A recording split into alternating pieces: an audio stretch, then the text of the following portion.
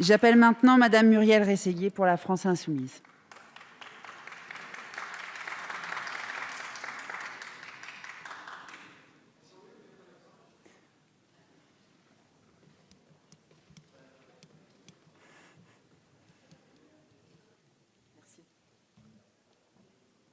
Madame la Présidente, Monsieur le Ministre, Monsieur le Président de la Commission des Finances, Monsieur le suppléant, je ne sais plus comment il faut dire, du rapporteur général, chers collègues, après avoir clôturé avant-hier les comptes de l'année 2016 et alors que le budget de l'année 2017 est en cours d'exécution, nous abordons aujourd'hui un débat important qui concerne l'orientation des finances publiques et qui doit nous permettre de préparer sereinement l'examen du projet de loi de finances 2018. En seulement quelques heures, hélas, nous avons discuté des principales directions et options retenues que le gouvernement a décidé d'engager pour le pays dès janvier prochain. Ces orientations ne sont guère surprenantes, mais restent très inquiétantes. Voici le programme. Cure d'austérité, coupe dans les contingents de la fonction publique, mise au pain sec et à l'eau des collectivités locales, qui en plus se retrouvent mises en concurrence, réforme fiscale qui avantage les plus fortunés d'entre nous. Monsieur le ministre, vous dites dans votre rapport, je cite, qu'au-delà de 2017, le gouvernement souhaite engager sur le quinquennat une transformation profonde du modèle économique et social de la France. Et en effet, vous ne perdez pas de temps et commencez fort symboliquement en détricotant le Code du travail et en consacrant, hélas aussi, l'inversion de la hiérarchie des normes. Certes, il y aura bien des baisses d'impôts, la réforme de l'ISF, la flat tax sur l'épargne et une première étape d'exonération de taxes d'habitation, amenant le total des allègements de prélèvements prévus à 11 milliards. D'ailleurs, l'Observatoire français des conjonctures économiques confirme que ces mesures seront extrêmement favorables aux plus riches et que les plus pauvres y laisseront encore des plumes. Le gouvernement veut financer ces réformes par des coupes drastiques dans les dépenses publiques et ça va faire très mal.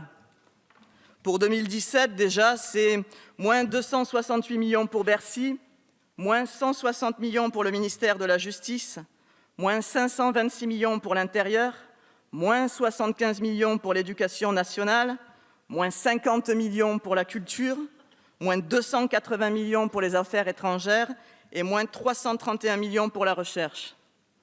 Et tout cela semble vous convenir, Monsieur le ministre des Finances. En effet, vous avez déclaré devant nous récemment: le constat est donc très clair, trop de dépenses publiques, c'est trop de déficit, trop de dettes et trop d'impôts. Notre feuille de route pour les 5 années à venir sera tout aussi claire, puisque nous allons réduire notre déficit en réduisant nos dépenses et les prélèvements obligatoires afin de lutter contre une dette excessive. Pour justifier cette cure d'austérité, vous faites donc planer encore une fois la menace de la dette. Vous le savez, les députés de la France insoumise n'acceptent pas ce chantage, car la France n'a jamais été aussi riche.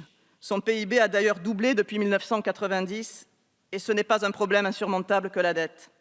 Ce qui a appauvri en réalité l'État, ce sont les cadeaux fiscaux aux plus riches, à la finance et aux grands groupes, et ça continue. Le CICE est-il remis en cause? Les contreparties sont-elles demandées? Pas le moins du monde. La fraude fiscale et l'évasion fiscale représentent un manque à gagner de 80 milliards d'euros pour l'État. À la page 4 de votre rapport, vous parlez de consolider les solidarités. C'est bien, mais je n'ai trouvé aucune proposition concrète allant dans ce sens. En France, aujourd'hui, 30 000 enfants sont sans domicile fixe. Près d'1 million de personnes n'ont pas de logement et 4 millions de personnes sont mal logées. 9 millions de personnes vivent sous le seuil de la pauvreté. Le recul des services publics et la précarisation des conditions de vie ont fait exploser la misère. Comme le dit le secrétaire général de l'OCDE, en ne s'attaquant pas au problème des inégalités, les gouvernements affaiblissent le tissu social dans leur pays et compromettent également leur croissance économique à long terme.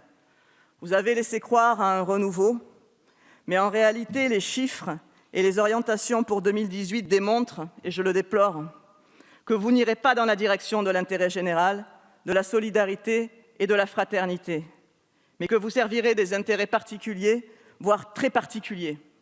En fait, l'orientation des finances publiques que vous nous proposez nous place un peu dans la situation des souris de la parabole de Thomas Douglas.